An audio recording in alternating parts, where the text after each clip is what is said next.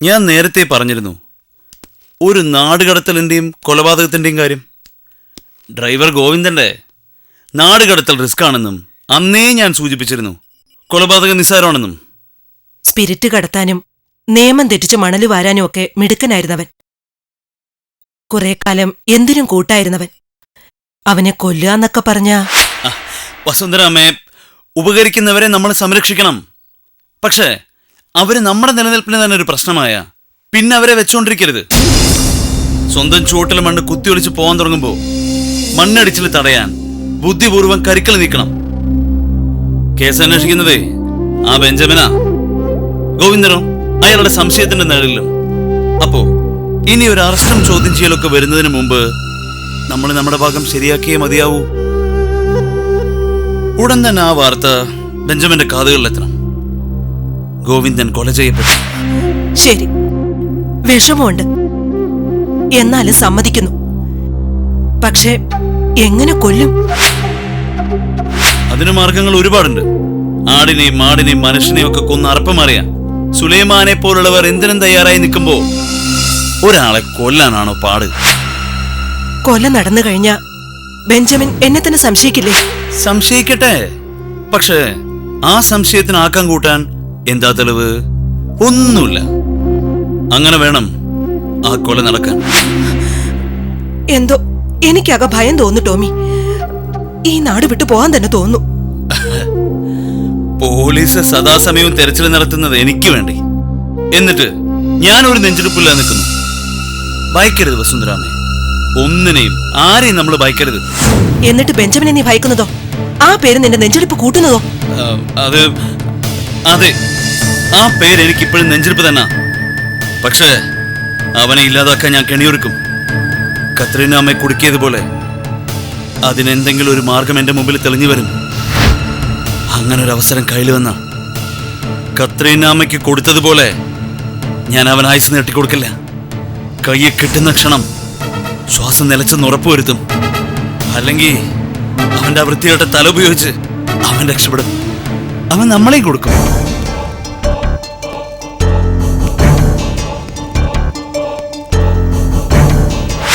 എവിടെ അയാളെവിടെ? ഗോവിന്ദൻ വിളിക്കേ. പറഞ്ഞു കേട്ടില്ലേ? ഗോവിന്ദനെ വിളിക്കാൻ. സർ, അത് വിട്ടുവല്ലേ തന്റെ സ്വന്തം റിസ്കിൽ? ഒരു സീനിയർ ഓഫീസറുടെ ഓർഡറാ താൻ വളരെ നിസ്സാരമായി തള്ളിക്കളഞ്ഞിരിക്കുന്നത്. ആരുടെ നിർദ്ദേശപ്രകാരമാണ് താൻ ഈ പ്രവൃത്തി ചെയ്തിരിക്കുന്നത്?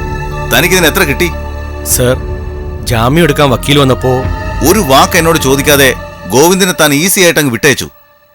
ഞങ്ങളുടെ കസ്റ്റഡിയിൽ കിട്ടിയ പ്രതിയെ ഈ സ്റ്റേഷനിൽ ഏൽപ്പിച്ചത് യാത്രയുടെ റിസ്ക് ആലോചിച്ചിട്ടാ. അല്ലാതെ തന്റെ ഇവിടെ താൻ എന്റെ വാക്കിനേക്കാൾ പ്രാധാന്യം കൊടുത്തത് വസുന്ധരയുടെ പണത്തിനാ. അയ്യോ സർ, ഞാൻ സാറിന്റെ കീഴുദ്യോഗസ്ഥനാ, എങ്കിലും പറയാതിരിക്കാൻ വയ്യ. ഇത് ശരിക്കും നാറിയ പണിയായി പോയി. 24 മണിക്കൂർ ഞാൻ അനുവദിക്കുന്നു. അതിനകം എനിക്ക് അയാളെ കിട്ടിയിരിക്കണം. എന്റെ വാക്കിന് വില കൽപ്പിച്ചില്ലെങ്കിൽ തനിക്കെതിരെ കടുത്ത ശിക്ഷ വരുമെന്ന് മനസ്സിൽ കുറിച്ചിട്ടുള്ളൂ. സാർ, അത് മുകളിൽ SP സാറ്. നോ, SP ഗോവിന്ദനെ വിട്ടേക്കാൻ പറഞ്ഞെങ്കിൽ ഞാൻ പറയിക്കാടോ. ഡിപ്പാർട്ട്മെന്റിന്റെ തലപ്പത്തിരിക്കുന്ന ആളെ കൊണ്ട്, സാക്ഷാൽ DGP കൊണ്ട്.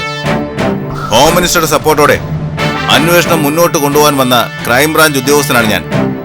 അതുകൊണ്ട് ഇപ്പൊ എന്റെ വാക്കിന് മറ്റാരെക്കാളും വിലയുണ്ട്. സാറ് പറയുന്നത് അനുസരിക്കുന്നതാണ് നല്ലത്. അല്ലെങ്കിൽ ഈ യൂണിഫോം സ്റ്റാറും ഒക്കെ നഷ്ടപ്പെടും. കൈക്കൂലി വാങ്ങിയും ശുപാർശയൊക്കെയും ചെയ്യുന്ന ഏമാമാർക്ക് അവരുടെ യൂണിഫോം നഷ്ടപ്പെട്ടവരുടെ ഗതികേട് അറിയാമല്ലോ. പണത്തിന് വേണ്ടി മാത്രം ജീവിക്കാതോ, ചെയ്യുന്ന ജോലിയോട് അല്പമെങ്കിലും നീതി പുലർത്തണം. പിൻവാതിലൂടെ നേടിയതൊന്നും അധികകാലം നിലനിൽക്കില്ല. ഞാൻ കൈക്കൂലി വാങ്ങാറില്ല സർ. അത് ഈ വർഷത്തെ ഏറ്റവും വലിയ തമാശ. താൻ കൈക്കൂലി വാങ്ങില്ലായിരുന്നെങ്കിൽ ഗോവിന്ദനിപ്പോ പുറത്തു പോകില്ലായിരുന്നു. കുറ്റിക്കാനത്ത് 100 ഏക്കർ റബ്ബർ എസ്റ്റേറ്റ്, 4 വീടുകൾ, ഒരു ബെൻസ് ഉൾപ്പെടെ 3 കാറുകൾ, മറ്റ് പ്രോപ്പർട്ടികൾ. ഇതൊക്കെ സാറിന്റെ പൊസിഷനിലിരിക്കുന്ന ഒരു പോലീസ് ഓഫീസർക്ക് ആയുസ് കാലം പണിയെടുത്താലും ഉണ്ടാക്കാൻ സാധിക്കത്തില്ല സാറേ.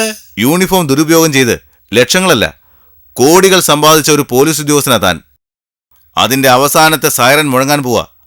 രക്ഷപ്പെടണമെങ്കിൽ എനിക്ക് അവനെ കിട്ടണം. ഞാൻ ഒന്നുകൂടി ഓർമ്മിപ്പിക്കുന്നു, ജസ്റ്റ് 24 hours. ആ സമയപരിധി കഴിഞ്ഞ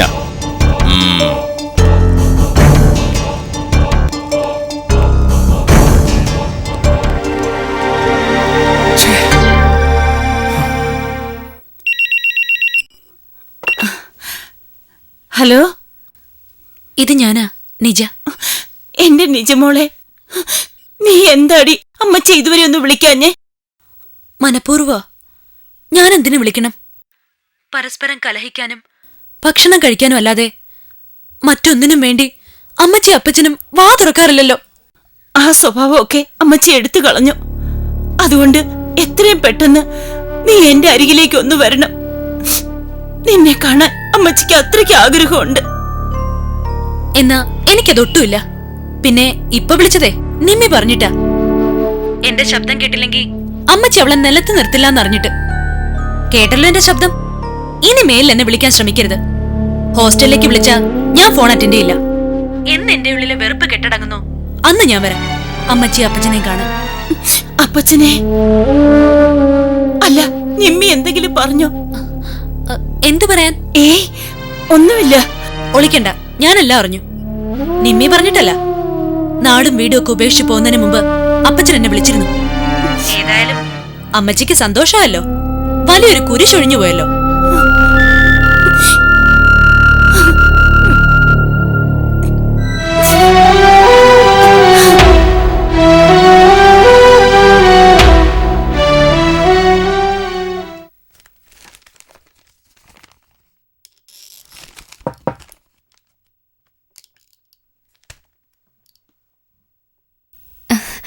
ഞാൻ നിന്നെ കാണുമെന്ന് പറഞ്ഞിരിക്കായിരുന്നു. വാ ഇരിക്കെ.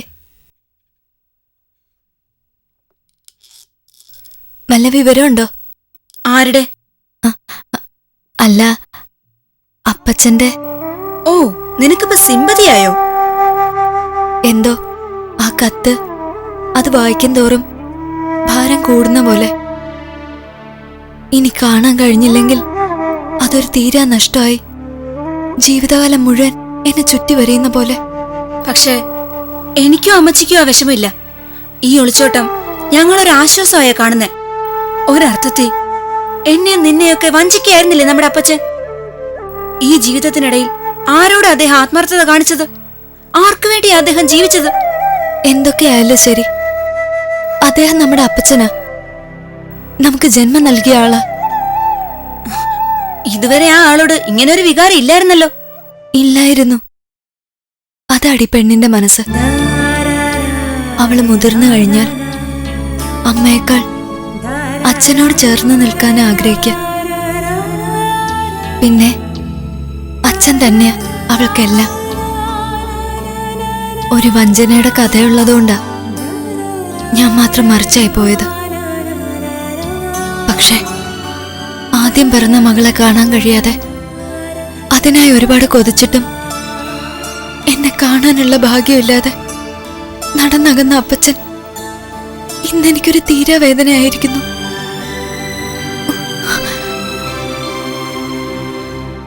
എവിടെയെങ്കിലും വച്ച് ഒന്ന് കാണാൻ കഴിയണമെന്ന് ഞാൻ ആത്മാർത്ഥമായി പ്രാർത്ഥിക്കുന്നു.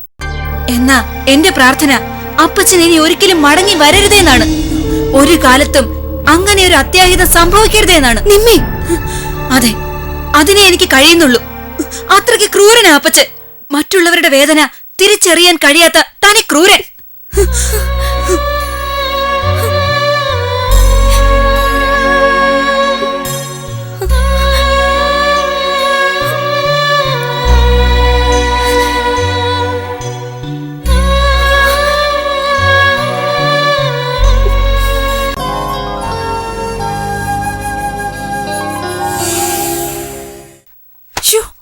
എന്തു കുന്തായത്? ഒന്നും മനസ്സിലാവുന്നില്ലല്ലോ കണക്ക് നോക്കാൻ.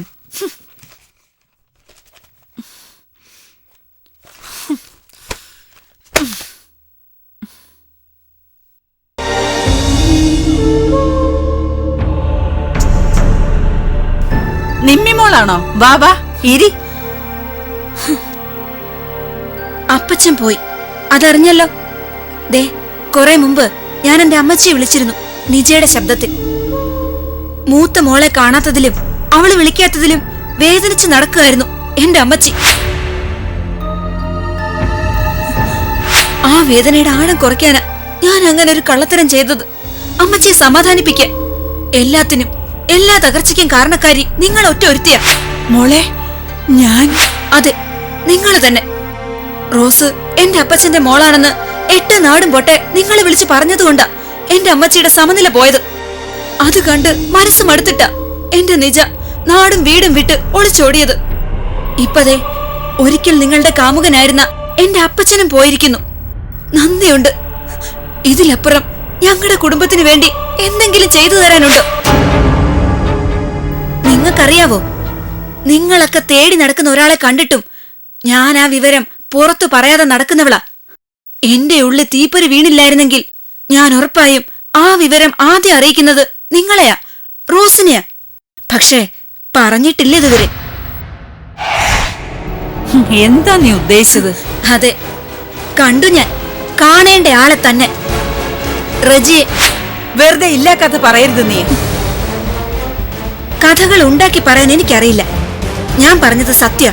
എനിക്കറിയാം റജി എവിടെ ഉണ്ടെന്ന്. ശരീരം മുഴുവൻ തളർച്ച ബാധിച്ച അയാളെ ഞാൻ കണ്ടതാ. എവിടെ എവിടെ അവൻ? എവിടെ റജി? പറയില്ല. എന്റെ നാവിൻ അതറിഞ്ഞിട്ട് നിങ്ങളുടെ മോളും അവനും അങ്ങനെ ഒന്നിക്കേണ്ട. നിങ്ങളുടെ മോളുടെ ജീവിതം അങ്ങനെ പച്ച പിടിക്കണ്ട. അത് കണ്ട് നിങ്ങൾ സന്തോഷിക്കണ്ട. വെറുതെ മോഹിപ്പിക്കാനായി ഓരോന്ന് പറയാ നീ. എന്നോട് പറഞ്ഞു തിരിക്കട്ടെ. പ്രതീക്ഷ കൊടുക്കാനായി എന്റെ മോളുവിനോട് നീ ഈ വിവരം പറയരുത്. ഇതുവരെ പറഞ്ഞിട്ടില്ല, പക്ഷെ ചിലപ്പോ പറഞ്ഞെന്ന് വരും. അത് എന്റെ ഇഷ്ടാ. എന്തിനാ കുട്ടി വെറുതെ ഇങ്ങനെ മനുഷ്യനെ കൊല്ലാക്കൊല ചെയ്യുന്നേ? കൊന്നില്ലേ? നിങ്ങൾ എല്ലാവരും കൊന്നില്ലേ? ഇനി ഞങ്ങളൊന്ന് രസിക്കട്ടെ. നിങ്ങൾ അമ്മയുടെ മോളുടെ തകർച്ച ഞങ്ങളൊക്കെ ഒന്ന് ആസ്വദിക്കട്ടെ. ഏയ്, മേലാൽ നീ ഇവിടെ വരരുത്. എന്റെ മോളെ കാണരുത്. ഉത്തരവ് പുറത്തു വെച്ച് കാണാലോ. അപ്പൊ ഞാൻ കണ്ടോളാം. എന്നാൽ കഴിയുന്ന സഹായമൊക്കെ പുന്നാരമോക്ക് ചെയ്തു കൊടുത്തോളാം.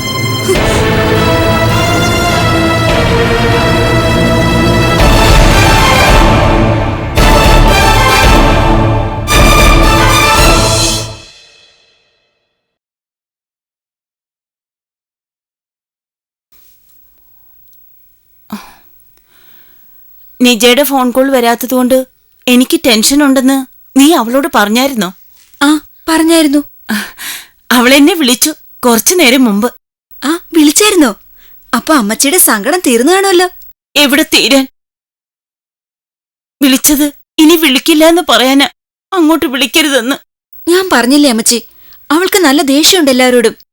അതൊക്കെ ഒന്ന് കെട്ടടങ്ങാതെ അവള് വിളിക്കുകയും വരുമൊന്നും ചെയ്യില്ല എന്ന് കരുതി എത്ര നാൾ അമ്മച്ചിക്ക് അവളുടെ ശബ്ദം കേൾക്കാതിരിക്കാനാവും, അവളെ കാണാതിരിക്കാനാവും? അധിക നാൾ വേണ്ടി വരില്ല അമ്മച്ചി. ദേ ഇപ്പൊ തന്നെ അമ്മച്ചിയെ വിളിക്കണമെന്ന് ഞാൻ അവളോട് പറഞ്ഞപ്പോ അവളെന്നെ ശാസിക്കുക ചെയ്തത്. ഒരിക്കലും വിളിക്കില്ലാന്നും പറഞ്ഞു, എന്നിട്ട് വിളിച്ചില്ലേ? അതുപോലെ എല്ലാം നടക്കും.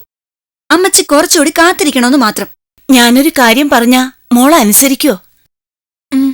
ഇവിടെ ഇരുന്ന് മടുത്തു. ഇവിടുത്തെ നിശബ്ദത എന്റെ സമനില തെറ്റിക്കുന്നു മോളെ. അതുകൊണ്ട് നമുക്കൊരു യാത്ര പോകാം, ഒരു ടൂറ്. ഞാനത് അങ്ങോട്ട് പറയാനിരിക്കുകയായിരുന്നു. ഒരു തീർത്ഥയാത്ര തന്നെയാ നല്ലത്. ദേവാലയങ്ങൾ കയറി ഇറങ്ങുമ്പോ മനസ്സിനും ശരീരത്തിനും ഒരു ഉന്മേഷം ഉണ്ടാവും. എന്നാ യാത്ര നമുക്ക് ഡൽഹിക്കാക്കാം. ഡൽഹിക്കോ? ആ, അവിടെ എന്റെ ജോർജങ്കിള് വർക്ക് ചെയ്യുന്നുണ്ട്. അഡ്രസ് തപ്പിപ്പിടിക്കണം. താമസം അദ്ദേഹത്തോടൊപ്പം ആവാം. ഇടയ്ക്ക് ഒരു മുന്നറിയിപ്പും കൂടാതെ നിജയുടെ ഹോസ്റ്റലിലേക്കും ചെല്ലാം. എന്തായാലും നേരിട്ട് കാണുമ്പോ അവള് മുഖം തരാതിരിക്കില്ല. ആ, മുഖം തരും. എന്നിട്ട് ശാസിക്കും. ചങ്കി കൊള്ളുന്ന വർത്താനം തന്നെ പറയും. പിന്നെ മടക്കയാത്രയില് അമ്മച്ചിയെ വലയം ചെയ്യുന്നത് തീരാത്ത വേദന തന്നെയായിരിക്കും. അവളെ കാണാനുള്ള കൊതികൊണ്ടല്ലേ മോളെ ഞാൻ. തൽക്കാലം ആ കൊതി മനസ്സിൽ തന്നെ വെക്കുന്ന നല്ലത്. യാത്ര പോകുന്നുണ്ടെങ്കിൽ അത് മനഃശാന്തിക്ക് വേണ്ടിയായിരിക്കണം. നമുക്ക് മണർകാട് പള്ളിയിലോ വേളാങ്കണ്ണിയിലോ ഒക്കെ സന്ദർശിക്കാം, ദുഃഖങ്ങൾ പറയാം. നമ്മുടെ പിടച്ചിലറിയുന്ന മാതാവ് നിജയുടെയും അപ്പച്ചന്റെയും ഒക്കെ മനസ്സ് മാറ്റട്ടെ. എന്നിട്ട് അവർ സ്വയം മടങ്ങി വരട്ടെ. അതാ അമ്മച്ചി നല്ലത്.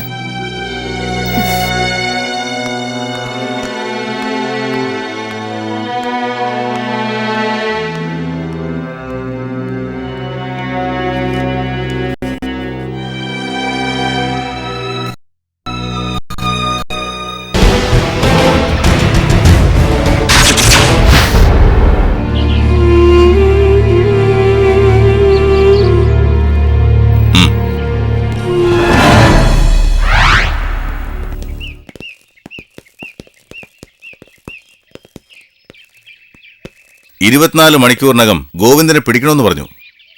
ജീവനോടെ അല്ലെങ്കിലും പിടിച്ചു. പ്രധാന തെളിവ് ഒരു മരണത്തിലൂടെ ഇല്ലാതാക്കി. ഗോവിന്ദനെ വാടക ഗുണ്ടകൾക്ക് കാട്ടിക്കൊടുത്തത് താനാണോ? അയ്യോ അല്ല സർ. പിന്നെ പിടിച്ചു കൊടുത്തത് താനാണോ? സാറേ, തെളിവ് നശിപ്പിക്കാൻ ഇത്രയൊക്കെ ക്രൂരത വേണോ? എടോ, കുറ്റം തെളിയിക്കാൻ സ്പോട്ടിൽ നിന്ന് എന്തെങ്കിലും തെളിവ് കിട്ടിയാൽ മതിയാവും. ആ സത്യം താൻ മറന്നുപോയി. ഗോവിന്ദൻ പറയുന്ന വാക്കുകൾ കേസ് തെളിയിക്കാനുള്ള എളുപ്പ വഴികളായിരുന്നു. അത് അയാളുടെ മരണത്തോടെ ഇല്ലാതായി. എന്നുവെച്ച് ബെഞ്ചമിൻ ഏറ്റെടുത്ത കേസ് പാതി വഴിയിൽ നിന്നു പോവില്ല. ഇതിന്റെ അന്ത്യം കാണാതെ ഈ നാട് വിട്ടു പോവുകയില്ല. വെഞ്ഞാറമ്മൂട് റോഡപകടം മാത്രമല്ല, കൈമുള്ള ഹോസ്പിറ്റലുണ്ടായ ക്രൂരതയും കണ്ടെത്തും. യഥാർത്ഥ പ്രതികളെ സമൂഹത്തിന് കാട്ടിക്കൊടുക്കും. പിന്നെ ഒരു ഫാമിലിക്കല്ല, ഇവിടെ 3 ഫാമിലിക്കാണ് നാഥനില്ലായിരിക്കുന്നത്. ഹേയ്, ഇത് ചെയ്തത് ആരായാലും അവര് സഹായിക്കും ഗോവിന്ദന്റെ ഫാമിലിയെ. അതുകൊണ്ട് അവരെ ഓർത്ത് സെന്റിമെന്റൽ ആവേണ്ട ആവശ്യമൊന്നുമില്ല.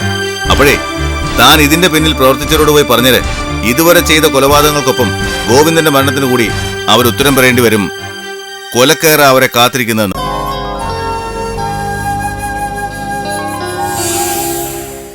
അതെ, ആ മരണം അനിവാര്യമായിരുന്നു. തെളിവുകൾ ചവറ്റുകൂട്ടിലെറിയാൻ അതല്ലാതെ മറ്റു മാർഗമൊന്നുമില്ലായിരുന്നു. എങ്കിലും നമ്മളാ കൊന്നേന്ന് എല്ലാവർക്കും പിടികിട്ടും. അതിന്റെ പേരിൽ ആ ബെഞ്ചമിൻ ഇവിടെ കയറി ഇറങ്ങും. ആ, ചെയ്തു പോയതിനെ കുറിച്ച് ചിന്തിക്കാതിരിക്കുക. ശത്രുക്കൾ ഒരുപാടുള്ള ഡ്രൈവർ ഗോവിന്ദനെ ആരോ കൊന്നു.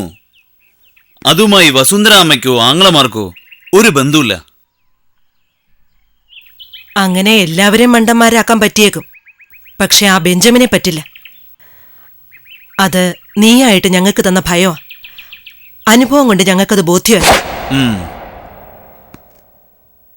ബെഞ്ചമിനെ തളയ്ക്കാൻ ഞാൻ നോക്കിയിട്ട് ഇനി ഒരൊറ്റ മാർഗ്ഗമേ ഉള്ളൂ. കത്രീനാമ്മയെ മുന്നിൽ നിർത്തി കളിക്കുക. അതുകൊണ്ട് എന്താ പ്രയോജനം? കത്രീനാമ്മ ബെഞ്ചമിൻ അമ്മയെപ്പോലെയാ. അവരുടെ ആരാധകനാണ് അവൻ. ഒരു കൂട്ട അറസ്റ്റിനായി അവൻ വരുമ്പോ കത്രീനാമ്മ എന്ന തന്റെ അടിയായ സ്ത്രീയെ നമ്മൾ മുന്നിൽ നിർത്തുന്നു. കഴുത്തിൽ കയറ്റാൻ പാകത്തിനൊരു കടാരയും പിടിച്ചോണ്ട്. കത്രീനാമ്മ മരിക്കൂന്നറിഞ്ഞ ബെഞ്ചമിൻ മുന്നോട്ട് വെച്ച കാല് പിന്നോട്ടെടുക്കും. കത്രീനാമ്മയുടെ ജീവന് വേണ്ടി അയാൾ അന്വേഷണവും മതിയാക്കും. എന്ത് വിഡ്ഢിത്തരാ ടോമി നീ പറയുന്നത്? കത്രീനാമ്മ ഇപ്പൊ ആരാ? ഏലിയാമ്മയാ? ആയിക്കോട്ടെ, നമ്മൾ നടന്നതൊക്കെ ആ സമയത്ത് പറയുന്നു. ഏലിയാമ്മ കത്രീനാമ്മയായ കഥകള്. അപ്പോ ഏലിയാമ്മ കുടുങ്ങില്ലേ? അതിന് നമുക്കെന്താ? സഹോദരിയെ മാറോടക്കി പിടിക്കാൻ നടക്കുന്ന അവരെ സംരക്ഷിച്ചുകൊണ്ട് നമുക്കെന്താ പുണ്യം കിട്ടൂ? നിന്റെ ബുദ്ധി പലപ്പോഴും ഞങ്ങൾക്ക് ആപത്താ ഉണ്ടാക്കിയിട്ടുള്ളത്. കൈമൾ ഹോസ്പിറ്റൽ മറുമായം കാണിക്കാനും നീയാ ഉപദേശിച്ചത്. അതിന്റെ റിസൾട്ട് ഇപ്പൊ എന്തായി? അതുകൊണ്ട് ഇനി പരീക്ഷണങ്ങൾക്കൊന്നും ഞാനില്ല. പിന്നെ അറസ്റ്റ് വരിക്കാൻ തന്നെയാണോ ഉദ്ദേശം? അറസ്റ്റ് ഉണ്ടാകരുതെന്ന് ആത്മാർത്ഥമായി ആഗ്രഹിച്ചാലും വിധി അതാണെങ്കിൽ അത് തന്നെ നടക്കും. ആത്മവിശ്വാസം നഷ്ടപ്പെട്ടവന്റെ ഭയമായത്. ഈ ഭയം ശത്രുവിന്റെ വിജയം ഉറപ്പാക്കുകയുള്ളൂ. പിടിയിട്ട പുള്ളിയെ ഞാൻ ഒരു കൊലപാതകം ചെയ്തവൻ, നീതിപീഠത്തെ അതിവിദഗ്ധമായി കബളിപ്പിച്ചവൻ. എന്നിട്ടും എനിക്കെന്തെങ്കിലും കുലുക്കൊണ്ടോ നോക്കി? പൊരുതണം വസുന്ധരാമേ, പൊരുതി നിൽക്കണം അവസാനം വരെ. എന്നിട്ടും വിജയം ഒപ്പം നിന്നില്ലെങ്കിൽ നമ്മുടെ പതനത്തിനായി കാഹളം വിളിച്ചുകൊണ്ട് വന്ന ശക്തി എന്തോ അതിനെ ഉന്മൂലനാശം ചെയ്യണം. നമ്മൾ പോകുമ്പോ നമുക്കപ്പം 2 തലകൂടി പോയാ അത്രയ്ക്ക് ആശ്വാസമായില്ലേ വസുന്ധരാമേ? പരാജയം ഉറപ്പായ എനിക്കൊരൊറ്റ ആഗ്രഹം മാത്രമേ മനസ്സിൽ അവശേഷിക്കൂ. എന്റെ പരാജയം ആഘോഷിക്കാൻ അവളും അവളുടെ മകനും ഉണ്ടാകരുതെന്നുള്ള ആഗ്രഹം. പോലീസ് അറസ്റ്റ് ഉറപ്പായ മരിക്കണം ആ രമാദേവി അവളുടെ മോനും. അതിന്റെ പേരില് ശിക്ഷ ഇരട്ടിക്കുന്നെങ്കിൽ ഇരട്ടിക്കട്ടെ, അതെനിക്ക് വിഷയമല്ല.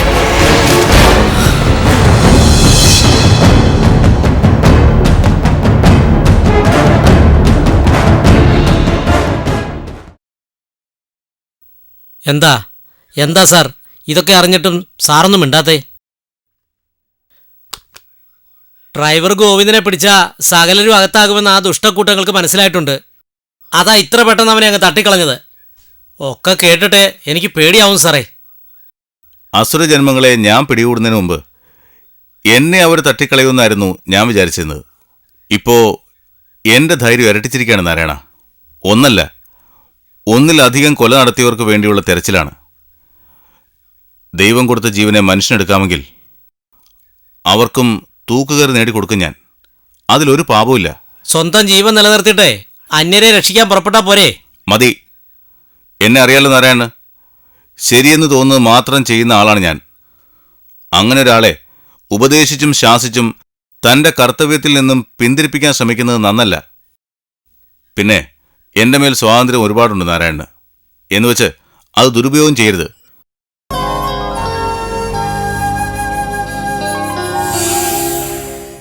ഇനിയും സംഭവിക്കാൻ പാടില്ലാത്ത പലതും സംഭവിക്കും, കേൾക്കാൻ പാടില്ലാത്ത പലതും കേൾക്കും. പക്ഷേ ഫൈനൽ റിസൾട്ട് കയ്യാമം വെച്ച് ജയിലിലേക്ക് തന്നെയാ വസുന്ധര ആങ്ങളമാരും. ഷുവർ. എനിക്ക് വേണ്ടി ചെയ്തതാണെങ്കിൽ അധിക നാൾ അകത്ത് കിടക്കേണ്ടി വരില്ല. പുറത്തിറക്കാൻ എനിക്കറിയാം. അതെനിക്കറിയാം. അകത്തായ ഗോവിന്ദനെയും വസുന്ധരാമയല്ലേ പുറത്തിറക്കിയത്?